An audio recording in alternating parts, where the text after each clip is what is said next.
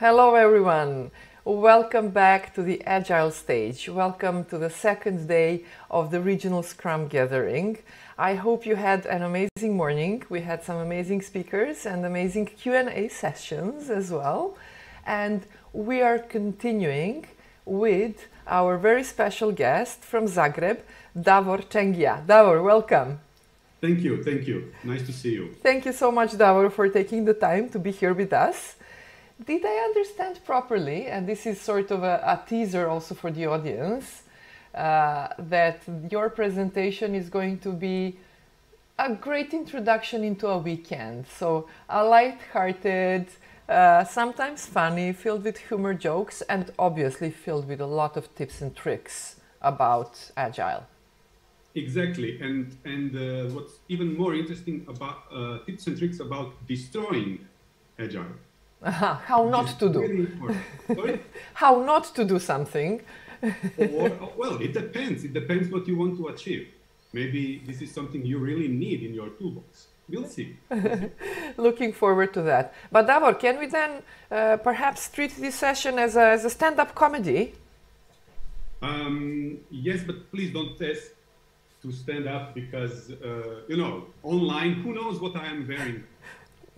I'm not sure I want to see that. So yeah, let's call it a sit-down comedy, right? Yes, I'm And while we are at it, Davor, who's your favorite stand-up comedian? My favorite stand-up comedian? Wow. You surprised me. Okay. Yes. But actually, I would say I would go with a safe choice. That would be Seinfeld. Okay. This might be even from the Seinfeld sphere of thinking, this presentation. So let's see. Awesome. This sounds great. In case, Davor and the audience, in case you haven't seen the show, I'm not sure whether it's on Netflix or HBO, called Marvelous Ms. Maisel.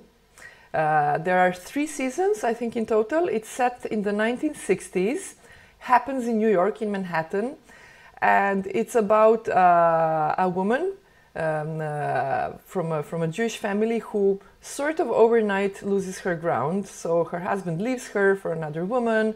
She's got the talent in stand-up comedy, and she wants to go and explore it. Mind you, it's set in the 1960s, so women were not supposed to have jobs other than being a teacher or a shop assistant, and she wants to go out and do something completely else. It's an amazing show. It's packed with jokes. It's a really great stand-up comedy, and it's a great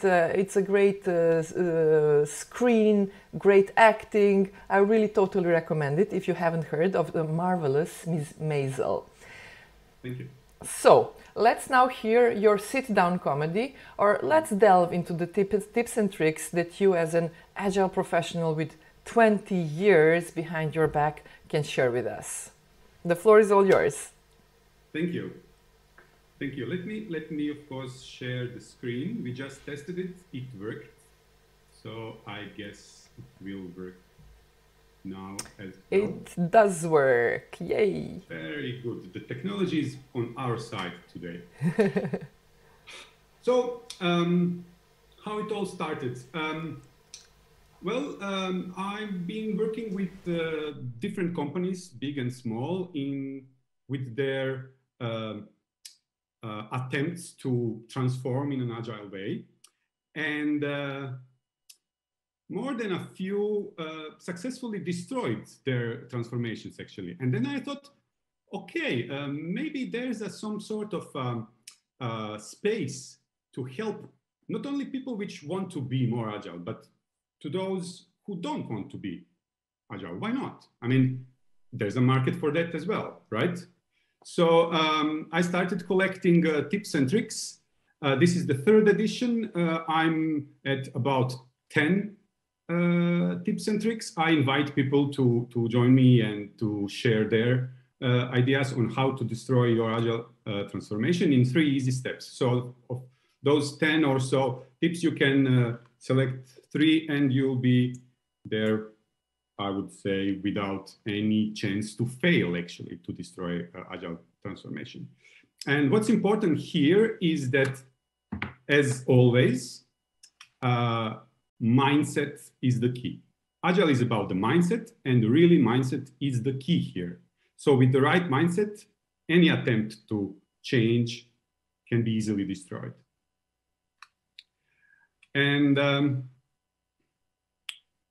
what you need to do is just to follow these really handpicked and field-proven tips, and you can be a champion of the status quo, which is the newest certificate I'm preparing. What's interesting for middle management here is that I feel that they are, the most under pressure. So I'll offer a discount for middle management. Just say that you are from middle management and you'll get the discount. Don't worry, because I understand you. You need to resist, really. And pick any 3 of those tips and you'll get the 4th one for free. The 4th one is on me, actually. So let me start with the tip number 1. Of course, you need to focus on people, because people are the most important part of any organization, right? And you just need to think about your people, how they are actually a bunch of lazy idiots. It works. And their sole goal is to destroy your company with all those agile mumbo jumbo, chitty chatty things. Read the book. There's a very important book. It's called Drive by Dan Pink. There's a really good YouTube like cartoon which describes what motivates people. And then just do the opposite. Great book. Just do the opposite. For example, don't let your people know why you are doing something. Just micromanage everything, especially when the stakes are low. For example, you need to buy office supplies, micromanage. Require approvals, deciding where to go for lunch. This require approvals. Just don't let your people have any sort of autonomy. Don't let them know what they are doing or why, and micromanage. Tip number 1 works every time. You'll thank me later, actually. Tip number 2, of course, use the power of stories, because the stories are the key element of any culture, and you want to build the culture of status quo. Use the stories which reaffirm the status quo. We all know that the stories sell. Use a story to bring the enthusiasm up, then swiftly bring it down. For example, find a critical project, tell the story how it went well, how it was all great and you were really successful, and then point that it was not the normal way of working. It is something you don't want to. It is really important that you find the story of success and close the story with "we went back to normal." Again, works every time, kills the enthusiasm instantly, immediately. Use the power of stories. Tip number 3. Do tell this is all common sense, because it is, basically. And you just need to reaffirm that narrative that Agile is nothing new, because it's not, that it's already seen, because it is, and that you were doing it for at least 20 years now. Tell your people that that you are actually working in Agile way, and that even now you are Agile. Just be careful that common sense doesn't turn into common practice. That's important. Stop the smallest amount of turning those common sense ideas into common practice. Just stop it and claim that everything is already there. Again, works like a charm. We have tip number 4 here. How are we doing so far? I think that with the first 3 tips, we are almost there. if you want to at least start with destroying your agile transformation, at least one of those 3 tips will work quite well. However, if you need more, of course there is more.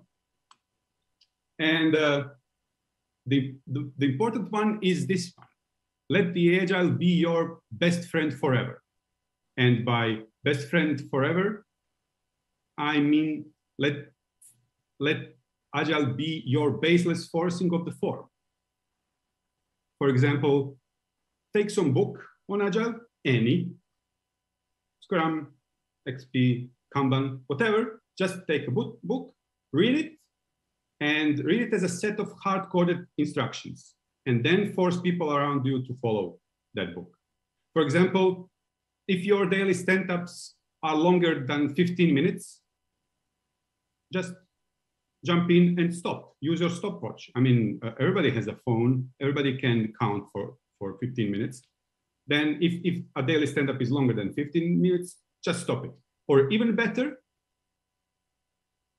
this is a pro tip on a pro tip, force the people to continue with, for example, daily stand-ups if they are finished earlier. Let's say that they are done in 14 minutes or 14 minutes and 15 seconds.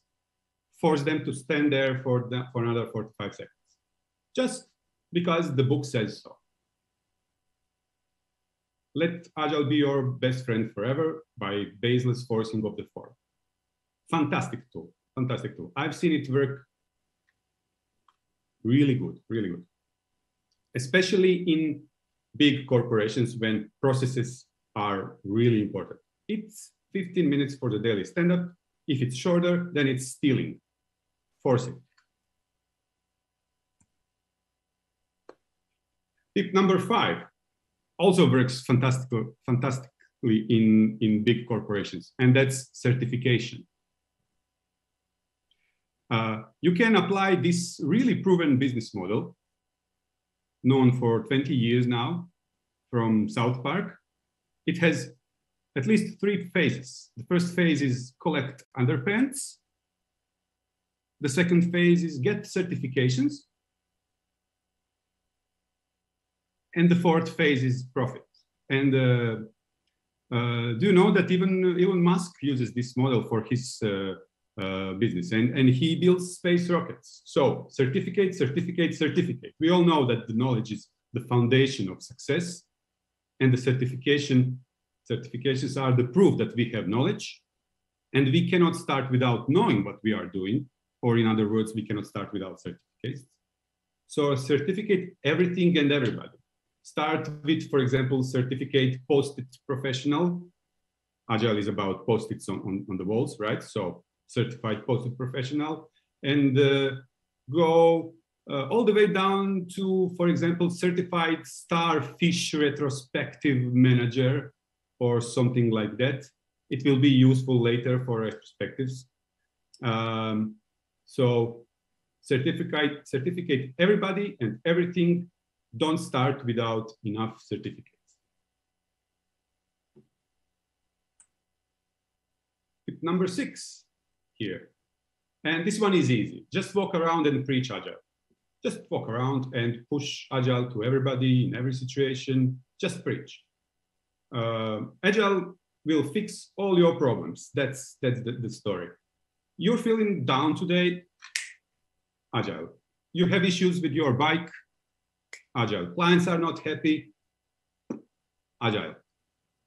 Just make sure that the other side has all the certificates needed to fix actually the problems. For example, if you have a problem with Agile, you can solve it with, you guess it, more Agile, right? You just need to do it harder. So just Agile, Agile, Agile. That's the mantra, that's the preaching. Just do it all the day with everybody. Ooh, I like this one. Force the perfect Scrum. We all know that Agile is Scrum and Scrum is Agile. That's it. And you cannot be really Agile if you don't do it perfectly. So force the perfect Scrum. If millions of people use the Scrum, then it must be the answer, right? And allow no less than the perfect Scrum. It's a solution to every problem. It doesn't work as advertised. Well, I guess you're doing it wrong. For example, use the strict time boxes, as we mentioned before, follow the book, as also we mentioned before, and really don't crack under pressure. Be the Scrum police. Force the perfect Scrum, and the destruction of your transformation is guaranteed. There's no doubt about that.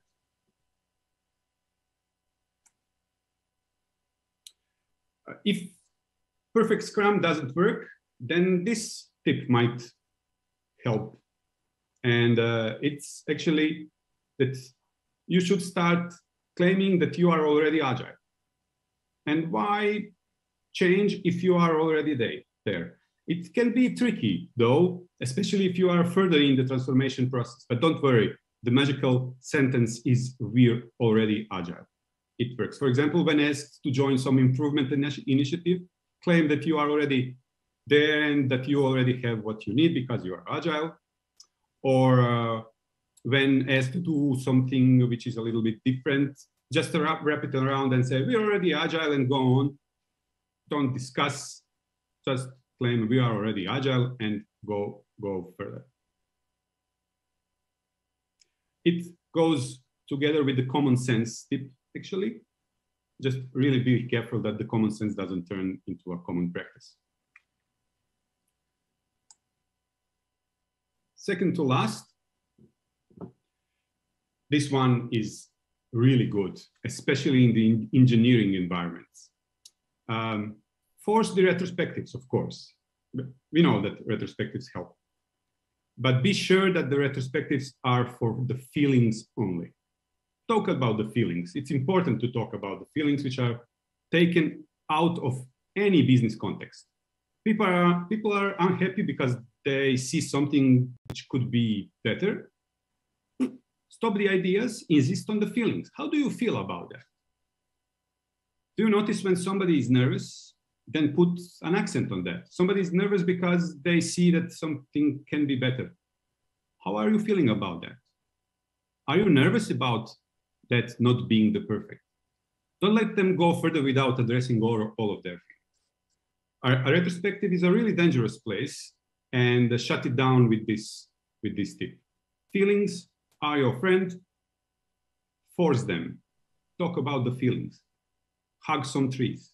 It helps in destroying your agile transformation. And this one might be critical. Agile is for your people and not for you. Because, you know, only the best for your people. Bring support for your people, but avoid any personal involvement. Actively ignore any improvement initiative.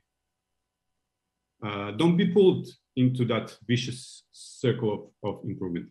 Accentuate the benefits of agile and agile coaching, but don't join the low-level workers. Just don't. Agile is for some other people. You, especially on the middle management position, you don't need it. It's for workers, not for the management. Important to remember. And bonus tip. Of course, we have to have a bonus tip. So 10 tips and a bonus tip is, well, if nothing works, then claim that you are so specific that Agile won't work there. Claim that, I don't know, you have too much work to do, you don't have time to think about Agile. Claim that everything is priority one and you just must work harder. Claim that the list of priority 0 is even longer than the priority 1. It's a good point. Or claim that you must know everything before you start. How can you just start and learn along the way? You must know everything. It's a specific, the regulators, they are requiring us to know everything.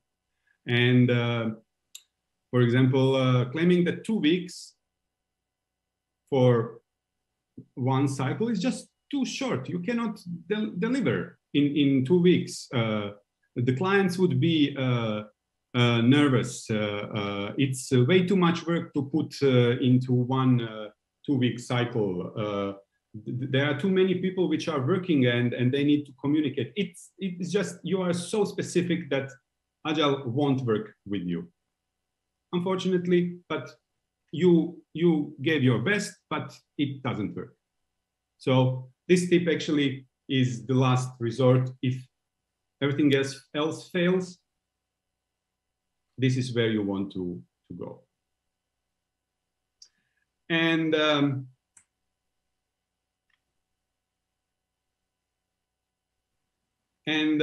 if you tried all of these tips and you are still alive and you are still in the Agile transformation, well, congratulations. However, there's still hope.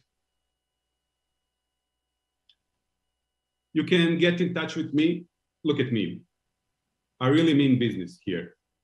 I even have some certificates.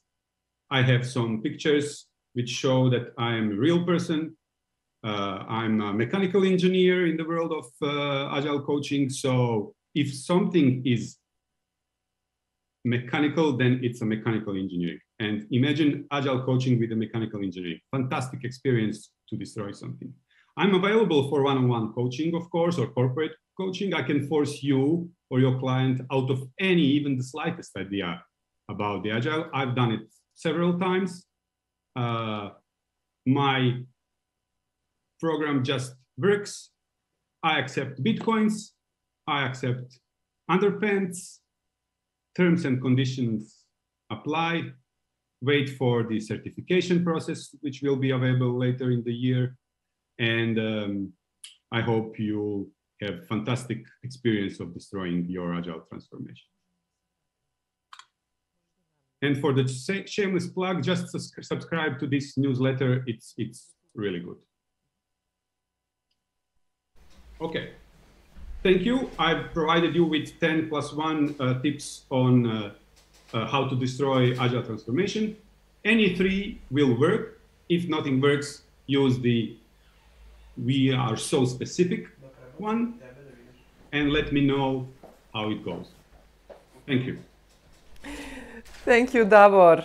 This has been indeed a true sit-down comedy. I'm sure we've had a chance, all of us, at one point of time, to recognize ourselves or our teams or our organizations in some of the tips and tricks that you so selflessly shared. But there is competition for you, Davor. We've got an additional tip that you could include in your material, of course, if Jovan Jakovljević agrees. And I think what he's suggesting is the following. Put the whole team in one room and tell them to self-organize, because framework says that they need to be self-organized. P.S. Leave the room when you say that. Any take on that? Good one. I like it. So you force the self-organization by telling the people to self-organize. Oh, good one. If it's okay with Mr. Jakovljević, I would gladly include it in my next version of this presentation. Self-organization. I like it. Davor, can I kindly ask you to just go back quickly one slide so people can see your contacts if they want to get in touch with you over LinkedIn. Jovan Jakovljević, if you are fine with this appropriating of your work, or if you can find an arrangement with Davor, please do get in touch with Davor. Everybody else the same. And Davor, you can perhaps now turn off your screen share, and we could perhaps go through another question that we have, and a few questions or a few inspirations that I had during your presentation. Can we find this material on the websites that you're managing that has a very, very interesting name? I'll put it afterwards.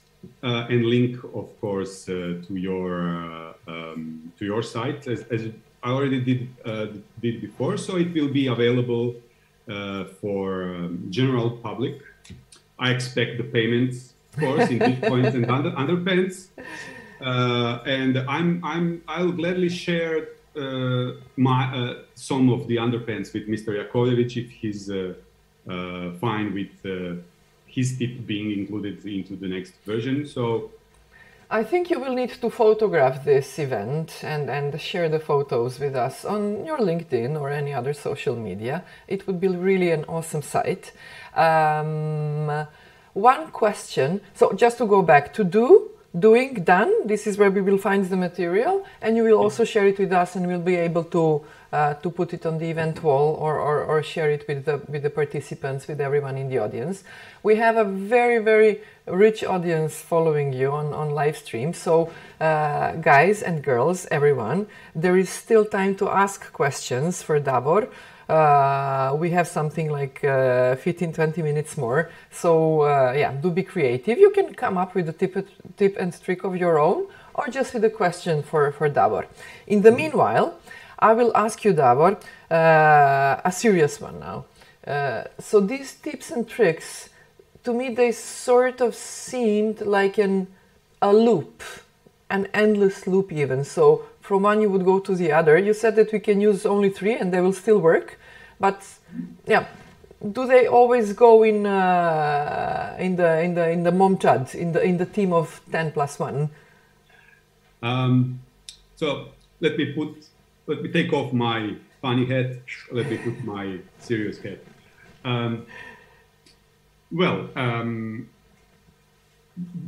All of these tips are actually from real life.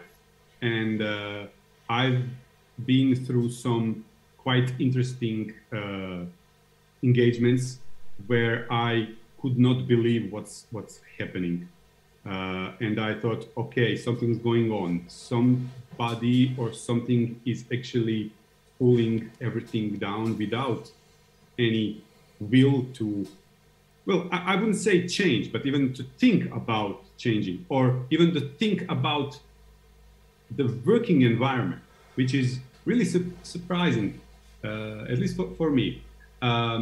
These tips are actually, tongue-in-cheek, of course. Of course, the people is the key. And but you can look at it from 2 perspectives. You can encourage people, or you can think that people are idiots. It works in both directions. It depends what you want to achieve. If you want to be successful, then think about the people. If you don't want to be successful, then think about the people, but from the other perspective. And sometimes I'm really surprised that people, especially, so without any idea to insult somebody, but really on the minute where it breaks, it's on the middle management level. It can work bottom-up transformation. It can work bottom-up. We can have support from the top, but it breaks in the middle. And if you really want to destroy your transformation, just ignore the middle level. Ignore them. Don't let them think. Don't let them be empowered. It will break down. So depending on which level you are working, you can apply these tips. But if you are middle management and you are forced to do transformation, this is especially useful for you. Of course, turn it upside down and read it in a proper way. So your people, they are not lazy idiots. They are there to do some real job. You can motivate them. That book by Dan Pink is just fantastic. Start with them, talk with them, tell them the stories. Let them tell the stories about success or about the failure at the end. Get together and use your retrospectives for really finding those little bits and pieces of improvement. Let the people self-organize around them by helping them, by opening the doors, for self-organization by protecting them from the outside influences which would try to stop them, and let them let it flow, actually. So it can work, really. It can work in companies big and small, really. It's a bit different when you work with a company of 200 or 500 people, and when you work with a company with 5,000 or 10,000 people. However, the basic ideas are the same. Trust your people, really, trust your people. Help them by sharing ideas, stories. Don't force anything. Don't force Scrum. Don't use your stopwatch to force them to stop daily stand-ups. However, if it takes 30 minutes every day, then ask them, okay, people, it usually takes 15 or so minutes, and we are at 30 every day. What's wrong? Is there anything wrong? Should we, I don't know, split it in two, or do we have enough information at the beginning so that just coordinate? That's the approach. Don't just stop them. I've seen in real life that the Scrum Master is forcing people to stand for 15 minutes, even if they are finished in, let's say, 12. I couldn't believe it. It was like, hey, 3 more minutes. Book says so. It was very strange situation. So it's a bit form over function, which doesn't definitely. really make sense. Definitely. Just the form is here to help us do something, not to do the form. And if you understand then you are good. Davor, we have a few more questions, and I will start with an invitation to share a few more tips, but or at least one, but specifically meant for the leadership team. So Maja Pešić is asking, how do you convince them that Agile sucks? Well, from the leadership perspective, Agile is the way to go, because everybody else is doing it. So, right? How to convince them that Agile sucks? Show them that they will lose the power. That will work. Show them that the people suddenly can think, and that they can decide by themselves. And then ask, do you really want this? Do you really want to lose power? I mean, you are not on the top because, you were happy. You were working hard, and suddenly somebody is trying to take that power from you. You must stop them now. That could work. So we've got our tip. Maja, I hope you find it useful, or I hope you make a good stand-up comedy around it. We have a question from Igor for your serious hat. Could you share an example of the company that successfully transformed its work to Agile model? What were the measurable results that confirmed the success? Mm-hmm. Well, I can share an example. I'll skip the name. Currently, we are working with that company. The question of the measurement is quite hard here, actually. I mean, the best measurement is the amount of money you have on your account you had before and you have after the transformation. What was important with that company is that we used the proxy measure, which was the lead time. Mm-hmm.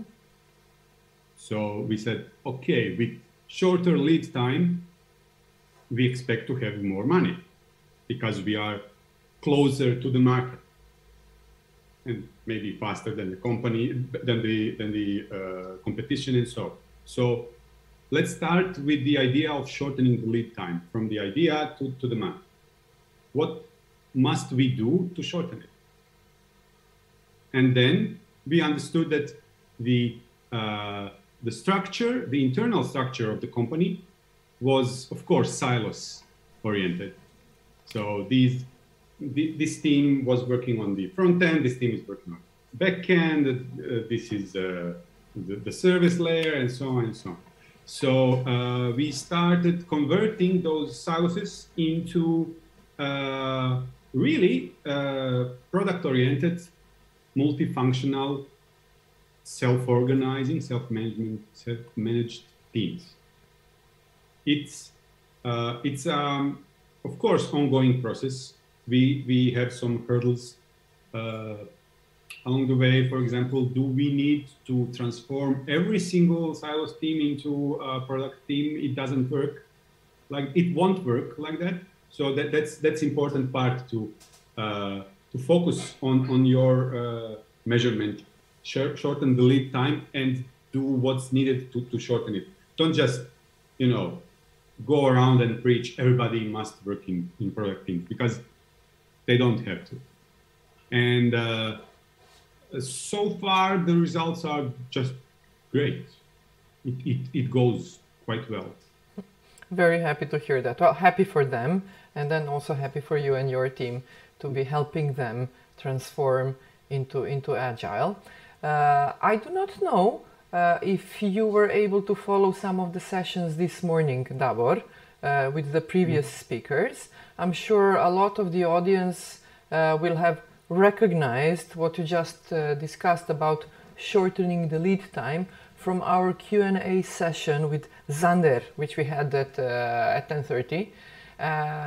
Zander is a coach and deep down Agile professional, and this was also one of his key inputs. Like, if there is, like, how do you measure progress? Well, you know, start with shortening the lead times, and once we've managed to do that, once we've demonstrated and seen the results, then we can move into more complex and more complicated projects, aspects of the projects, of the work, and also more complex KPIs. So I think this can really be an interesting takeaway, a relevant takeaway from a number of sessions already that we had today.